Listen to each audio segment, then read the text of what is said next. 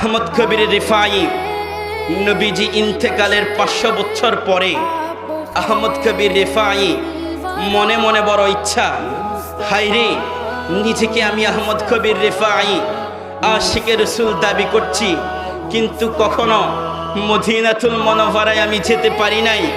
মনে বড় ইচ্ছা একবার মদিনা রাসূলুল্লাহর কদম পাকে যাব। ইয়া নবী সালামু আলাইকা, ইয়া রাসূল সালামু আলাইকা বলে বলে কামলিওয়ালা নবীর রওজায়ে আথারের পাশে দাঁড়িয়ে রাসূলকে সালাম দিব, এই আশা নিয়ে নিয়ে আহমদ কবির রিফাই দিন যাচ্ছে তো বছর যাচ্ছে। হঠাৎ সুযোগ হয়ে গেল আহমদ কবির রিফাই মক্কাতুল মুকাররমায় হজে চলে গেলেন। হজ শেষ করে আহমদ কবির রিফাই এবার মদিনার দিকে রওনা দিচ্ছে।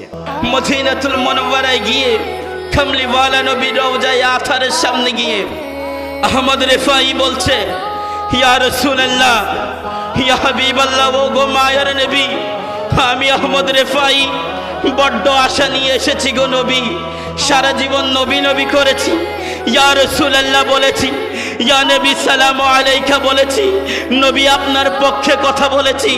আপনার পক্ষে কথা বলার কারণে বাতিল্লা আমাকে বড্ড কুটু কথা বলেছে।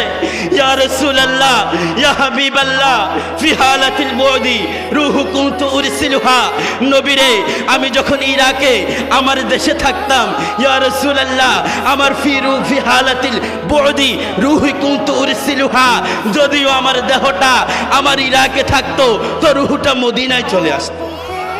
আরো জোরে বলেন না সুবহানাল্লাহ। কি চমৎকার! আহমদ রিফাই বলছে, যদিও আমার রূহটা, যদিও আমার দেহটা আমার ইরাকে থাকতো, কিন্তু আমার রূহটা চলে আসতো কোথায়? মদিনাতুল মুনাওয়ারায়। ইয়া রাসূলুল্লাহ, ইয়া হাবিবাল্লাহ, ও গো মায়ার নবী, আজকে আমি আহমদ রিফাই তো রূহকে পাঠাই নাই, নবী রে আহমদ রিফাই আজকে নিজে চলে এসেছি, একটু দিদার দেন। আহমদ রিফাই বলছে, ইয়া রাসূলুল্লাহ একটু দিদার দেন না, একটু দিদার দেন না।